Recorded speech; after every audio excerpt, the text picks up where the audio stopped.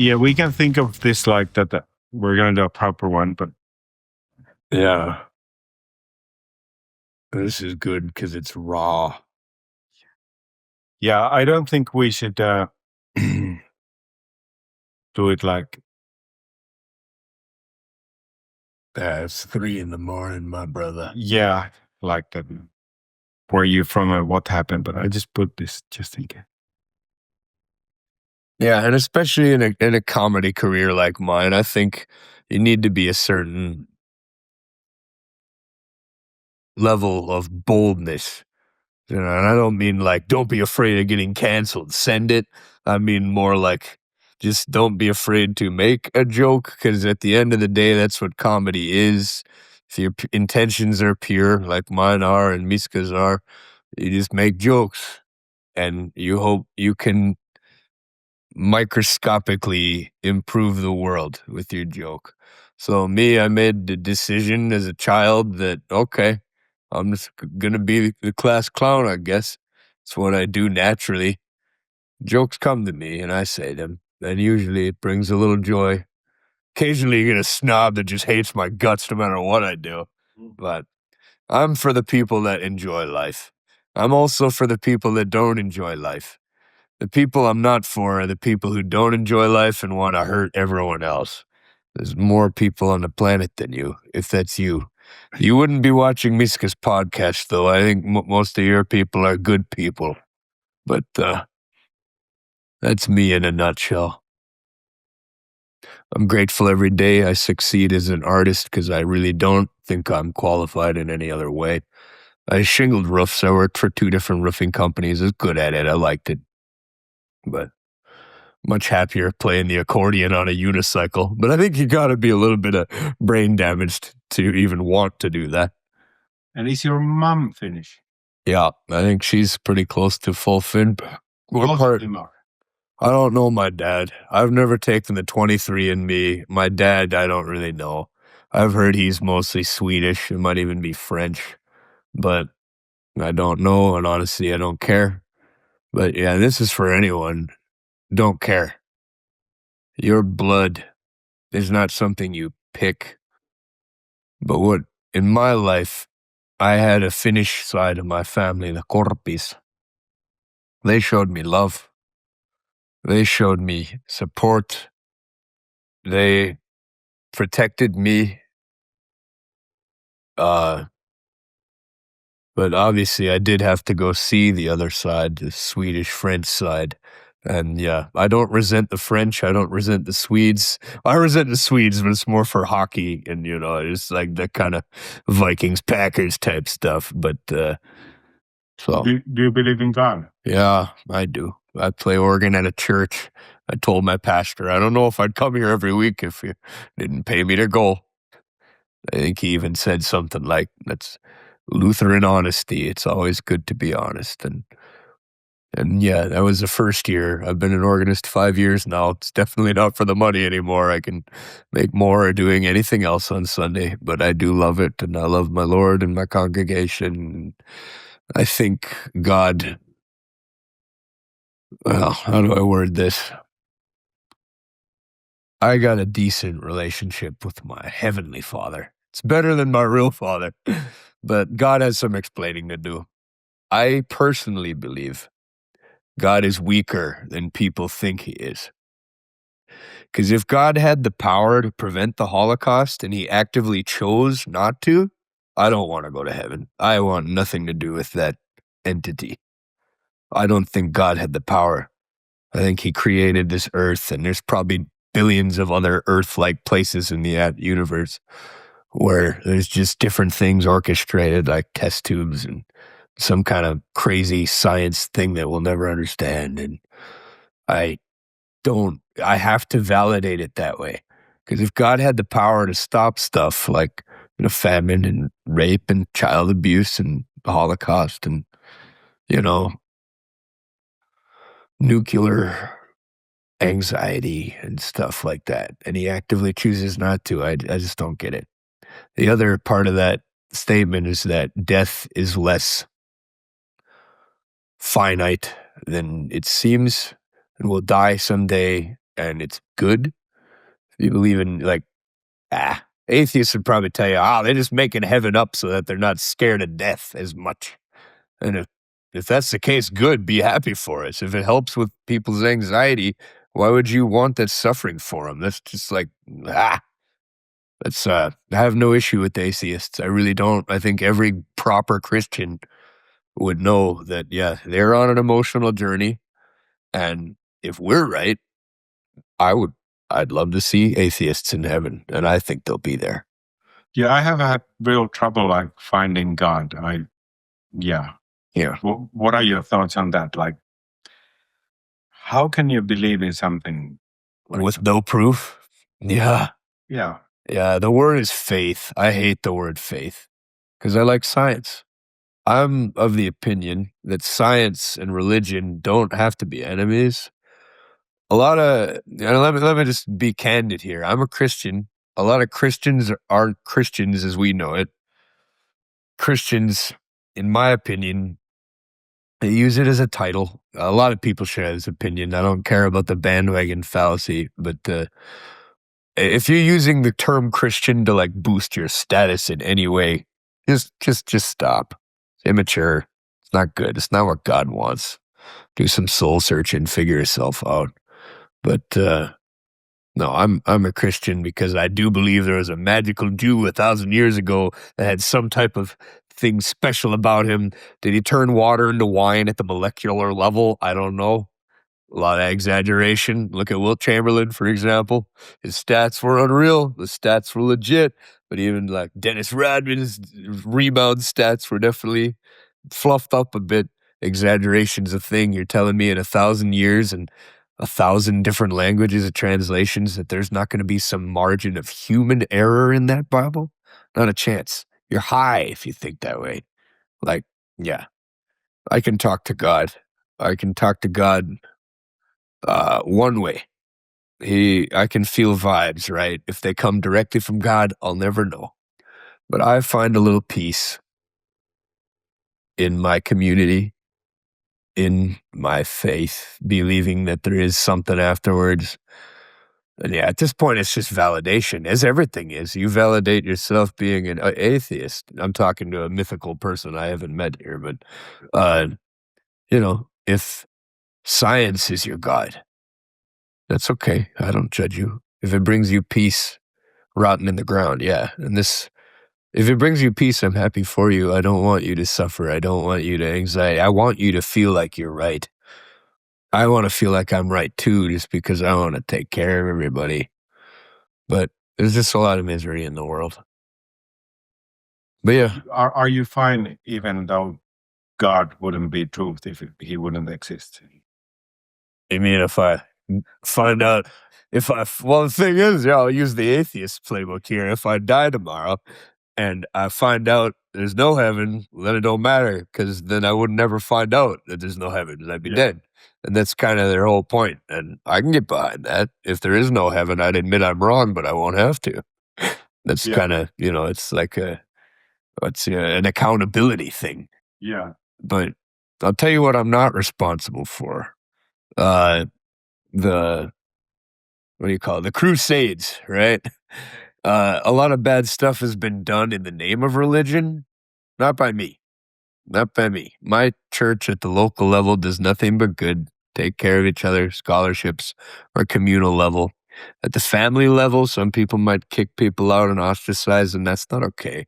But we're a pretty progressive church. I think there's a certain amount of progressiveness in every good person.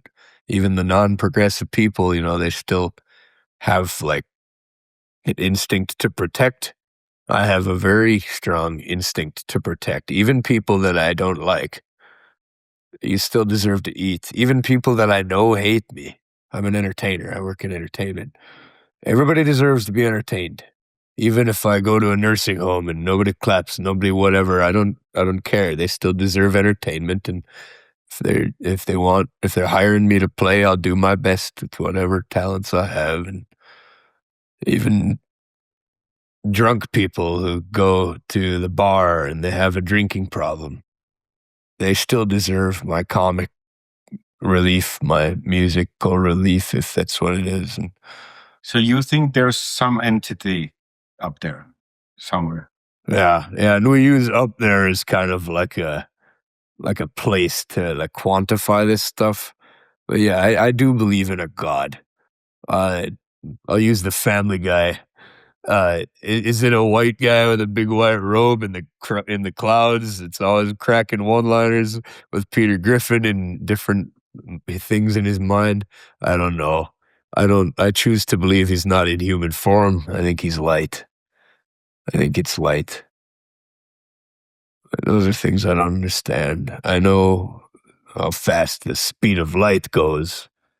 I know how fast gravity pulls things down, 9.8 meters per second. These are like scientific facts. But nobody has ever been able to quantify God.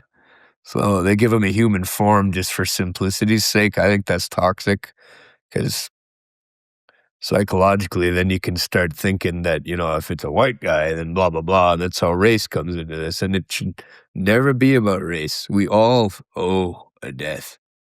Nobody chose to be born. We all have to suffer because of people's decisions. If we went extinct as a species, would we suffer? Not really anymore. If we were reduced to archaebacteria, would more billions of years pass and we'd evolve into human-like forms again someday a little differently, where they can feel pain, where their prefrontal cortexes develop enough to feel pain? I don't know. But yeah, I do admit I'm not suicidal. I love my life now. I managed to work with the struggles I have and the damage that I've done. Nobody knows. And yeah, and you're going to have a lot of editing to do here if you really want this dark of a podcast. It's 3 a.m. We had, 2 gigs today. I'm kind of burnt out, but yeah, I like my existence now. I'm a very happy person now, but like, I got lucky. You can't rely on luck. Give people the best chance you can. Do you want children? Never. Never. And I'm sure this has a lot to do with that, but no. Why not? Exactly kind of what I just said. I suffered so much in my life. And nobody, other than you, apparently. I'm opening up to you because you got a podcast and I like you a lot, but I don't. Yeah, the sun will come up tomorrow and I'll have more gigs. I'm not trying to be like a knight in shining armor here, but I think that's why I'm having fun with my life now, is because I just quit caring. I was so much pain all the time and so much anxiety and finances. And I live in America where we're supposed to be free and this and that and everything, but even I was financially derelict all the time. And you try to find a little joy in taking people to dinner and investing in an album or investing in a tour, but it's like, until there's like some kind of comfort brought from the actual art. Even I had almost 300 gigs last year and I'm still poor. It's like, God damn it. Just let me rest. Just let me rest. Just let me rest. Yeah. I don't mean sleep either. I do mean death. Like, Miska and I are only going to get like 5.5 hours of sleep. We're doing laundry and we got a gig in St. Paul tomorrow, a 3-hour drive. And I'm exhausted, but I'm not exhausted. Miska brought me so much joy this week. This interview even brings me joy in a weird way. Because, it's how I'm actually feeling in this moment. Yeah. I am happily alive. I gotta just preface this. I'm really bad at public speaking on this, obviously, but this is an optimistic conversation in my weird way. Yeah. But yeah, when I die, I don't have to give a fuck anymore. So in some ways, I'm just like living vicariously through my future self who don't have to give any fuck anymore by trying to give as little of a fuck as possible. I just want to see people smile. I don't want to see people suffering anymore. I don't want to see people in poverty. I don't want to see a tiny percentage of people with all the wealth, especially when you have people like me and Miska that work 80 to 100-hour weeks as artists, and we're still just like, but you're doing something you like and getting paid to do it. And yeah, it's something, of course. But like, I'm not miserable during the gigs. I'm miserable when I have to pay my fuel oil at $700, and it's like, I don't deserve warmth because I chose to play an accordion instead of study calculus. Everybody deserves warmth. Everybody deserves food. Everybody deserves friendship, and everybody deserves things that they don't get. And that's, I guess that's why I support. And how's your life now? Well, it's weird because how I'm feeling right now is significantly worse than I was feeling earlier on stage. But I don't do any drugs. A lot of musicians, they do drugs so that they'll like find that peace after. We have the saying, you must always face the curtain with the bow. You bow, they clap, you feel adored, you get all these chemicals, oxytocins, and then the curtain falls, and then you're depressed again and you're looking for that high. I'm not like that. When the curtain falls, yeah, it might be a little bit of, I'm more like, I feel like I served my purpose. And I hope this isn't dark, but yeah, in so many ways, in so many ways, I feel like I already did what I'm supposed to do on the earth. I made 10 albums. I made a lot of people laugh. I made a lot of people smile. Nobody knows how exhausted I really am. Nobody knows how close we're flying to the sun financially. Your life's a little different than mine because you have a wife who loves you and a daughter with a bright future.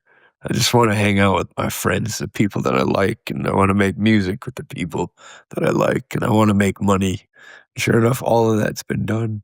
We're making money, but it's still like, it's just not enough money. It's not enough money to not only pay everybody what I promised them I'm going to pay, and I don't care if I go into debt, you will be paid. I'm not looking for pity. I'm not looking for a discount. Yeah, I'm just telling you the truth. I'm just exhausted.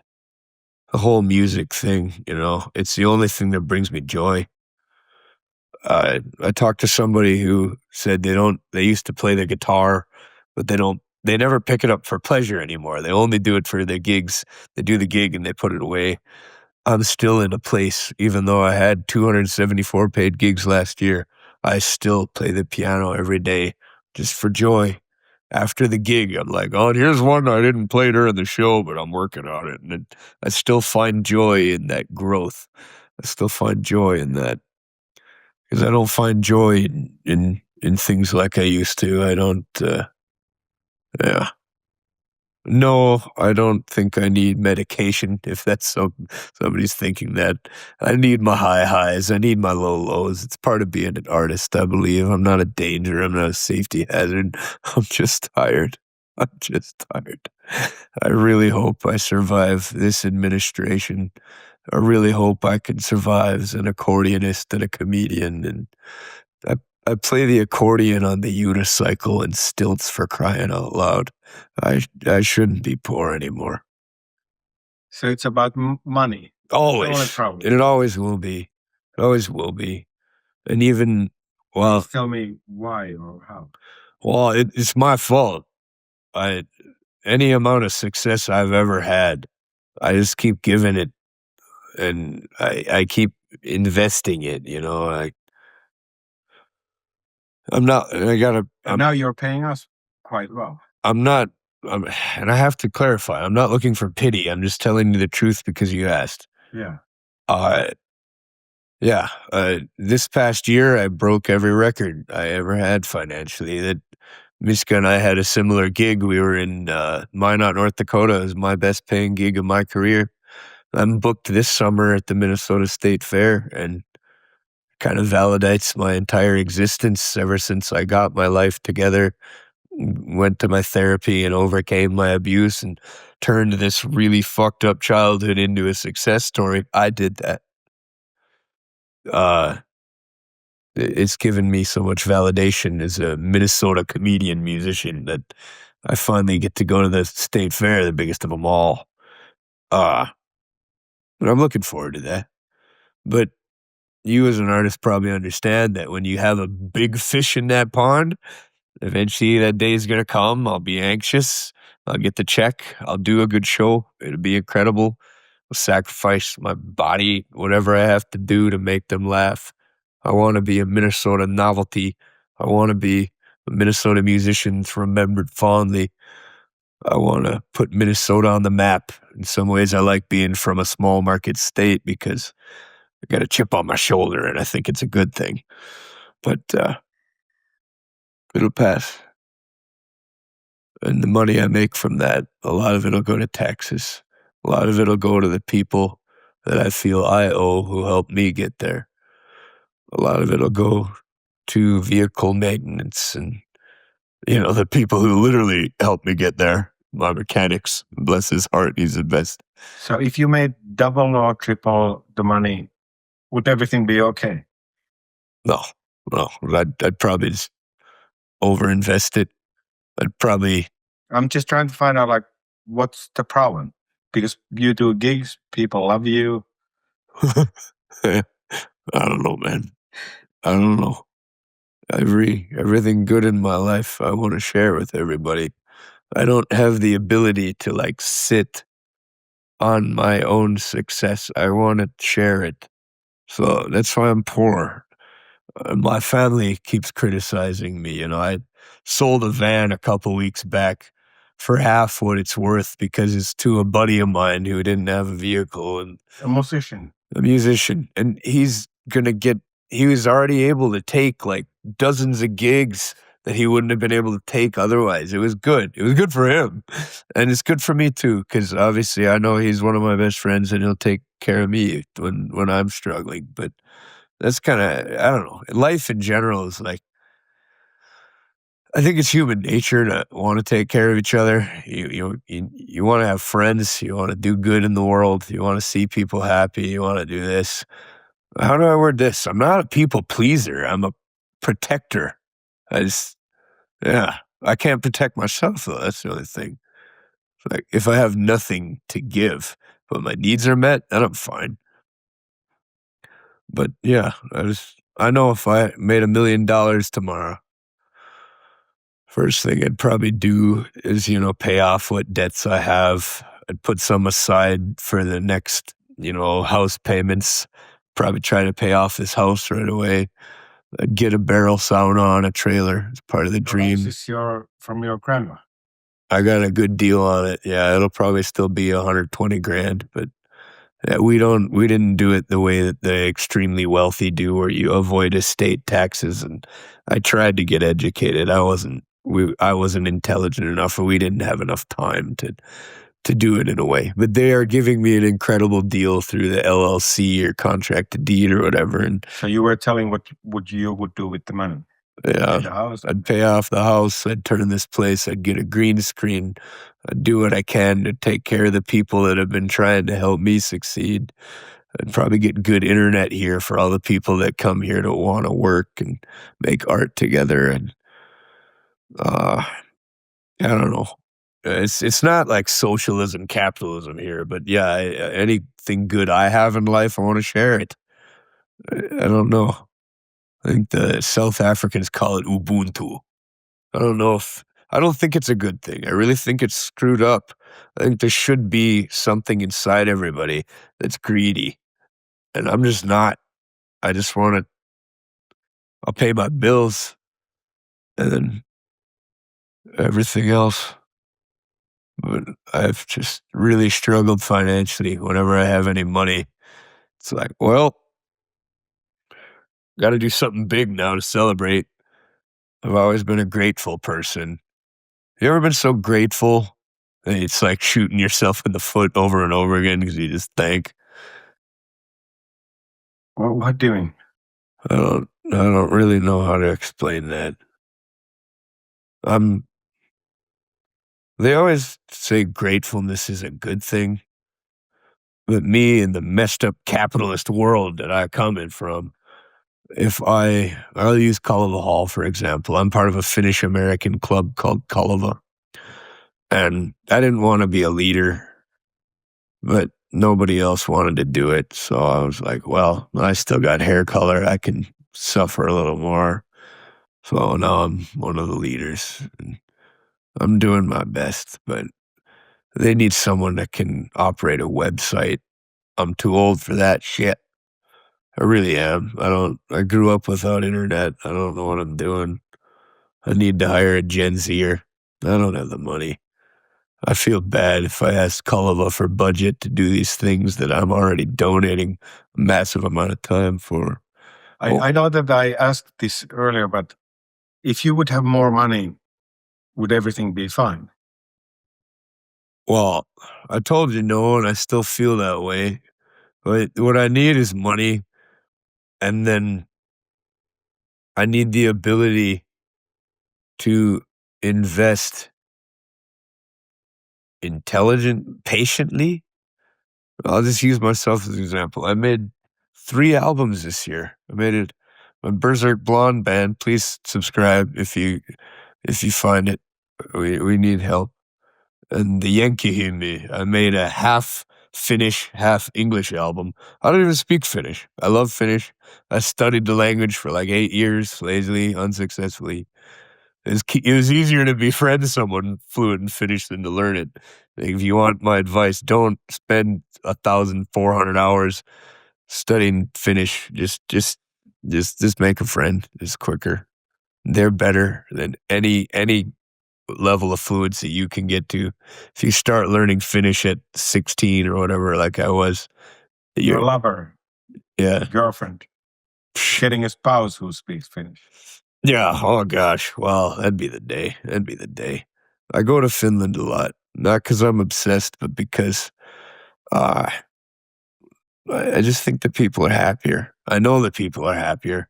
It's proven mathematically. As much as they like to fight that fact, I can chip a tooth. And if I go to the dentist without insurance, it can be, I'll use it in time. All the profit I made this entire year as a musician can go to like 2 medical problems. That's disgraceful. We're a first world country. That has to change in my lifetime, please. I don't want to come back to this earth whenever reincarnation's a thing. I don't want to come back to this earth if that's still a thing.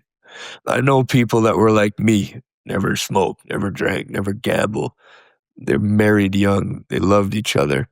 They invested well. They saved. They worked hard. They got cancer. Insurance wouldn't cover everything.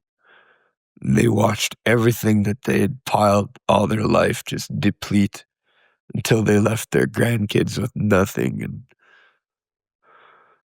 that isn't the case in Finland. You guys have had universal health care since the 70s, am I correct? Something like that. I think Yeah. I think Norway had it even in the 30s and 20s or something. And yeah, universal healthcare, it's not politics at this point anymore. It's evil versus not evil. I'm on team not evil, and you're not if you disagree. 100 grand in debt to go to college is unacceptable at this point in human history in any country on the planet. To go in whatever 100 grand equivalent is in your time, if they're watching this in 1,000 years from now, please take the 5 seconds to Google or whatever Google is called now to find out. Yeah. But, yeah, I keep circling back. There's a lot of misery in the world, Miska, and you're a comedian. They say comedians always have like dark undertones. I don't think I actually do normally. You got me in a very unique place. I don't regret it. This is how I feel. And I know you're not going to use this in our podcast episode. We're going to do a good one when I'm happy. That's what I'd want. Because right now I am happy. It just feels good to get it out. Yeah. You're happy. I am a happy person. I am. I'm doing better than I've ever been doing in my life. I do wonder if let's use another real life example. 2 weeks ago, I was wanting to apply for a grant. I'm financially derelict. but I have a really derelict is like really run down, like minutes from death of a product. Say derelict, like my phone is derelict. I got a bunch of, well, not the photo that brings me a lot of joy, but all these cracks and the fact that I don't get service at my own house because T-Mobile does. The person who inspired me to go switch to T-Mobile lied about its equivalence to AT&T. Lying is not acceptable. Even if it's because you wanted a commission, it's my fault. I should have had a Verizon customer, an AT&T customer, and a T-Mobile customer all visit me at my home before I made the decision to switch. But I had to get off the other plan I was in. I forgot where I was going with this, but yeah. It's You're hard to... financially derelict. Oh, yeah. So I hired one of my best buddies I think he's literally a genius. I won't give you his name, but it's Kyle. Anyway, he's a genius and a talented musician and just one of the coolest dudes I know. He's been through a lot too, and he just keeps winning. And I'm so proud of him. As a friend, I'm just so proud. But I hired him. I told him whatever it costs, like I have a little bit of success lately. I want to invest. You have a skill I don't have. He can write a grant. I look at that form and I just like melt. I'm too prideful for training wheels. I couldn't hold his hand while I wrote it. I wasn't going to let him help me write anything. But I wanted someone to edit. But I looked at that 23-page form or whatever it was. I just wanted a grant to fund my opera. I've been working on 4 different original operas. All of them are creative, but there's one that's like Finnish American. It's my Iron Ore, the opera. You've heard the song, you've played the song, but I have an opera in the works. And yeah, for weeks I've been planning on writing this grant. I can't use busy as an excuse because I budgeted time every day. I'm a great budgeter with time. And sometimes I still fail. But I don't think it's a failure because I actually would sit down there in the time that I budgeted for it. And I'd take a breath. I'd look at the form. I'd psych myself out. Anxiety would spike. And I'd just think, fuck it. I'll fund my opera myself. And you go away from the table. Yeah, for sure. It's my fault. So, and yeah, I felt better when I called Kyle the day before the deadline. He had told me like 4 times, really recommend don't wait until the day. I'm not a procrastinator in the slightest. I did for this. I don't think it was procrastination. I think it was literally like anxiety, trauma, or just sheer outclass. I don't even know the word for that in English. When you're out of your league and you realize it, and it was like, yeah. And even a woman today in Finland, she came up to me with her card and says, I work with whatever arts council. You should apply for a grant. And I thanked her and smiled, and I got her name, and we had a good conversation. In Finland, Minnesota. Yeah, this was earlier today. Yeah, but not in the country. Yeah, her name was Emma. She was such a sweet woman. I sang her a little bit of Tapio Rautavaara laulu, Emma. But yeah, there's no way she would have ever known that, I have like grant trauma from me just failing. So yeah, to circle back to your question, if I had a random 10 grand pop into my life to validate me taking less gigs in order to focus on an opera, something that I created, I'd be more comfortable with my time, but it certainly wouldn't solve all my problems. Money can't really solve all the problems, but it would definitely solve like 89% of mine right now. But yeah, just the emasculating feeling you feel when you think, I'm usually a good writer. I can write 3 songs a day. But the grant isn't writing. It's well, forgive me if this is biased, but this is me. Writing a grant is pretending to be somebody you're not, to put your nose up to the sky. And this isn't a shot at anybody who's able to write a grant. This is just how I feel personally. Don't get offended.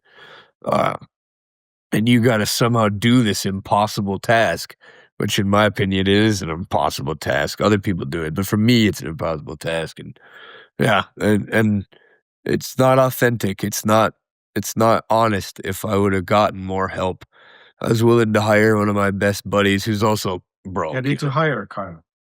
Well, I hired him to do a different project as well. He helped me, I think you call it notate, when you take a song in an existing form and you turn it into an epic choral arrangement. He did an incredible job on that, and I have to pay him tomorrow, and I got to make sure I got enough cash. I'm paranoid. But he's worth every penny. He's worth every penny, even though I'm running out of pennies, and you're worth every penny. And what's in the future for you? Probably going to get a day job in April. Really? Yeah, I could cry about it. I wouldn't do it much, but yeah, I've got side hustles, but I shovel snow. We had a really mild winter in Minnesota this year. I had 4 really fun tours. I went to Finland, I went to Florida, I went to Arizona, and I made 2 trips to Chicago. I had some friends from Finland visiting me.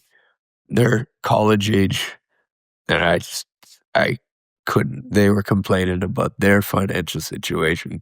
They're younger than me. I couldn't let them pay. I bought them almost every meal. I had spent a random $1,000 on my house here. I'm a new homeowner, so you know how that goes. It's just random expenses. Okay, more broadly, what's in the future for you? Oh, I got a really packed gig schedule. I thought I was gonna be done working 80-hour weeks. Everyone in my life that gives even a little bit of a fuck about me has tried to tell me to stop working as hard as I have been. But what are you going to do? You can't stop working. Bills got to get paid. I have an addiction to taking care of people, is what it is. And I can't. You know, it's like AA. Don't say you're powerless to your addiction. That gives power to your addiction. I have all the tools to stop being a generous idiot, but I'm not able right now.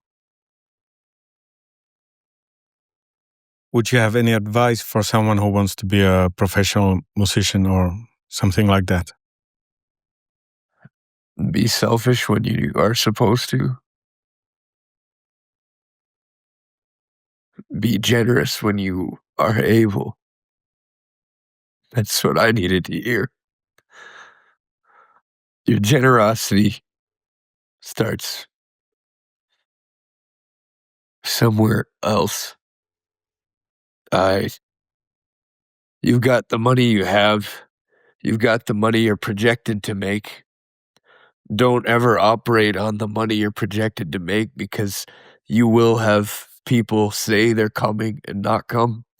You will have people that normally donate that don't. You'll have unexpected expenditures on your house like I had, and you will be poorer than you were expecting to be.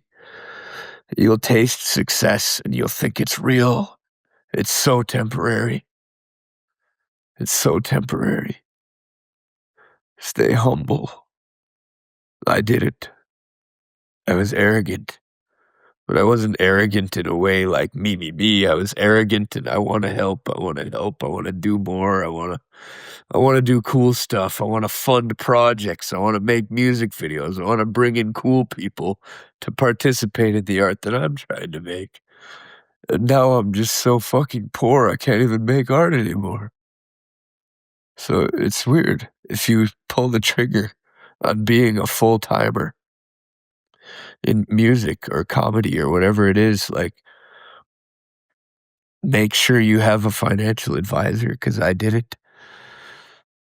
Probably the first thing the financial advisor would have told me is don't fire your financial advisor. they matter. But I did. I didn't ever have one. I thought, I'm such a disciplined person. Like I said, no drinking, no smoking, no this, no that. I don't even buy food most of the time. I get so much free as an artist. Exercise. What? Sorry. You're good. I'm sorry. Yeah. So, what's gonna happen to us in some time future? I'm hoping. I have already invested probably $3,000 into my opera company. I have all the recordings. I'm talented enough. God blessed me enough with enough time and talent to be a good piano player. I recorded all of the harpsichord stuff on an electronic keyboard harpsichord. And so I was able to do an opera from scratch. It doesn't have an orchestra. I couldn't afford it.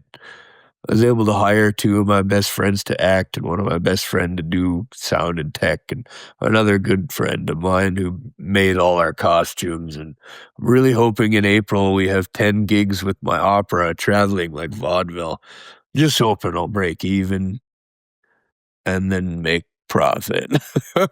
How about more broadly? What's going to happen to us for artists? Oh, God. What do you see in the future? Well, for you. Well, guess what? I'm not a Democrat. I'm somewhere in the middle, but this administration is not healthy for artists. It's not healthy for farmers market. It's not healthy for farmers. If you're a rural farmer out there, please research tariffs. You don't understand tariffs. Nobody does. I live in an iron ore community. A lot of idiots are. What is iron ore? Iron Rautalmalmi. Yes. For someone who doesn't know that word, I learned it 2 weeks ago. So ore is the umbrella term for like a rock substance, I guess. So this used to be a mining country.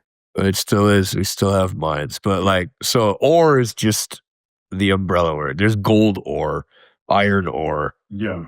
Minecraft could teach you that actually, but Minnesota's famous for its iron ore industry. You take iron ore, you mine it out of the ground, then you refine it, and then you can make steel. Yeah. Our enemy right now is not Canada, it's not Mexico. It's actually Australia in some ways. Australia is outproducing us in iron ore. The steel industry, they're dominating. I believe it's China, Brazil, Australia, Russia. I think there's one more. The United States is 6th in iron ore production. And pardon my ego, but that's primarily Minnesota. California's got an incredible GDP as well, but per capita, Minnesota is actually quite good. And you wanted to say something about tariffs. Yeah, tariffs are complicated. You don't win this. You don't. Specifically with iron ore, I'm not an expert on this, and I'm not an expert on iron ore. Forgive me if I seem like it, but I do know enough to know that we need to quit. You wealthy Republican people that keep doing it the cheap way possible while you claim that you're made in America, you're a liar. You're a hypocrite. Buy U.S. steel for all of your American businesses. And it just ticks me off that Trump and Biden both campaign here.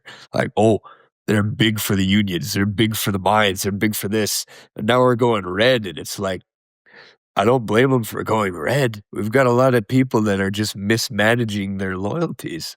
And I feel so bad for minorities because they don't even feel the emotional pleasure of validating a choice. You know, the blue party owns you. They own your vote. It feels like slavery to me. I don't like that. Obviously, at this point in time, I'd pick the blue party over the red party. You have to be evaluated. You have to be competent.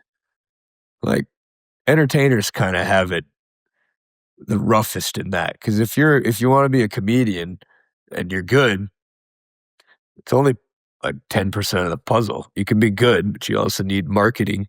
You also need memory and rehearsal and time, and you need an investment cost and this and that and everything.